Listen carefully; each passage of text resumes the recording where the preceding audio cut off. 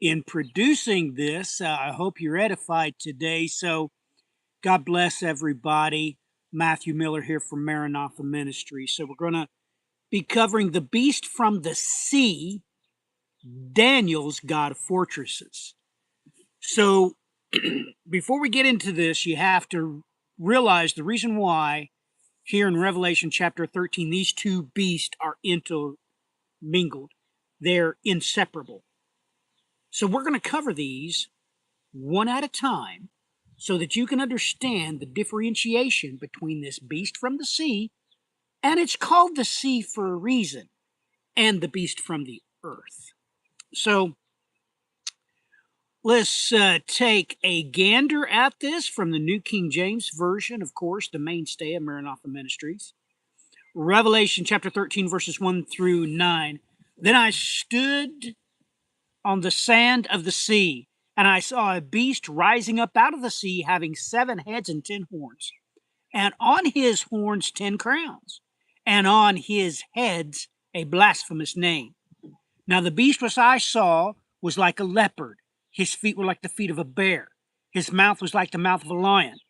The dragon gave him his power, his throne, and great authority. And I saw one of his heads as if it had been mortally wounded, and his deadly wound was healed. And all of the world marveled and followed the beast, so that they worshiped the dragon who gave authority to the beast, and they worshiped the beast, saying, Who is like the beast, who is able to make war with him? So let's take note. First and foremost, this is not the devil. This is the devil's scapegoat. The devil gives this angel his authority. Now let's take a break right there. You need to understand why I said that. I said that for a reason. The reason why the sea is used here is because he is an angel currently in Tartarus. That's what 2 Peter chapter 2, verse 4 plainly says in the Greek. There are angels there incarcerated. So let me jump down there real quick and read that one to you. For God did not spare the angels who sinned, but cast them down to hell. Here in the Greek, it's not Hades. It's Tartarus, which is in your Strong's Concordance G 5020. And I tell you these things to encourage you to start looking at and reading the Bible. And the Bible, you need to look at the original language it was written in, not English. It wasn't written in English. So that's why I give you the Strong's number so you can look these things up yourself. You really don't need me to tell you. So, with that in mind, this beast is talked about several different times in the book of Revelation. So, the next time we're going to look at, we just read Revelation 13, 1 for 9. Now we're going to jump over to Revelation chapter 11, verse 7. When they, i.e., the two witnesses, finish their testimony, the beast that ascends out of the bottomless pit will make war against them, overcome them, and kill them. Yes. Now you see why, in Revelation chapter 13, this beast was called as if it was from the sea, using the biblical language of the deep or the deep sea. So here you find out that Tartarus from 2 Peter chapter 4 is in fact what's referenced here, the bottomless pit. So now there can be no doubt this is no man. Men go to Hades. Angels and angels alone are cast into the bottomless pit, which its proper name is not Gehenna in Greek, it's not Hades in Greek, it's Tartarus. So, going now to Revelation chapter 17, this time we're going to read verses 7 through 14. But the angel said to me, why do you marvel? I will tell you the mystery of the woman and the beast that carries her, which has the 7 heads and 10 horns. The beast that you saw was and is not, and will ascend out of the bottomless pit and go to perdition. And those who dwell on the earth will marvel, whose names are not written in the book of life from the foundation of the world. And when they see the beast that was and is not and yet is, here is the mind which has wisdom. The 7 heads are 7 mountains on which the woman sits. There are also 7 kings. 5 have fallen, 1 is, and the other has not yet come. And when he comes, he must continue a short time. The beast that was and is not is himself also the 8th, and is of the 7, and is going to perdition.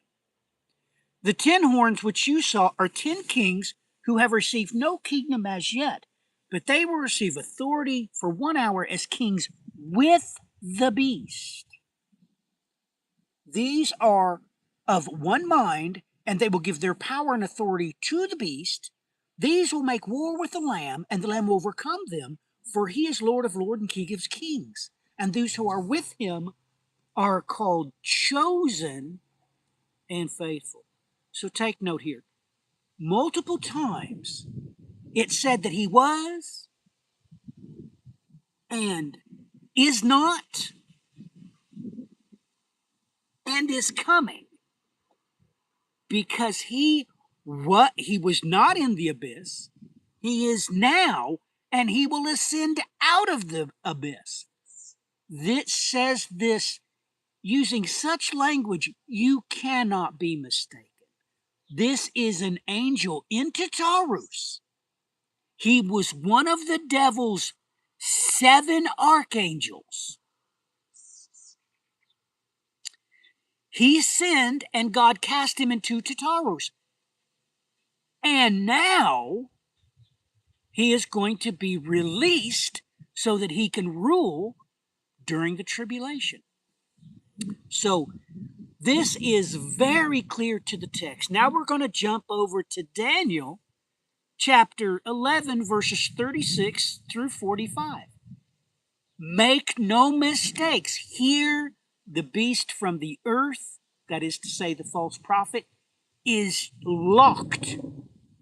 Their horns are locked together, he and the God he worships, which is the beast from the sea, or the angel from Tartarus. Let's read it from the New King James Version. Then the king will do according to his own will. He shall exalt and magnify himself above every god, shall speak blasphemies against the God of gods, and shall prosper till the wrath has been accomplished. For what has been determined shall be done. He shall regard neither the God of his fathers, nor the desire of women, nor regard any God, for he shall exalt himself above them all. But in their place he shall honor a God of fortresses, and a God which his fathers did not know he shall honor with gold and silver, with precious stones and pleasant things. Thus he shall act against the strongest fortresses with a foreign God, which he shall acknowledge and advance its glory, and he shall cause them to rule over many and divide the land for gain. So here Daniel tells you what this God of fortress is that his little horn worships.